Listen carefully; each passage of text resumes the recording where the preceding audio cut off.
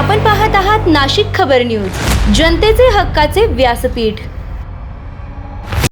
शहरात मोटरसायकल चोरी करणाऱ्या आरोपीला गुन्हे शाखेने अटक करत चोरीचा गुन्हा उघडकीस आणला आहे।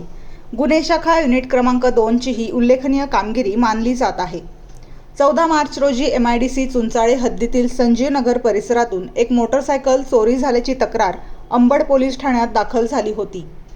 या प्रकरणाचा तपास करताना गुन्हे शाखेच्या पथकाने घटनास्थळी भेट देऊन जवळपास 35 CCTV कॅमेऱ्यांची तपासणी केली। त्यातून आरोपीचा माग काढण्यात यश आले। गुप्त माहितीच्या आधारे संजीव नगर भाजी मार्केट परिसरात सापळा रचून रेहमत अली हियातुल्ला अद्विशी या 20 वर्षीय संशयिताला ताब्यात घेण्यात आले।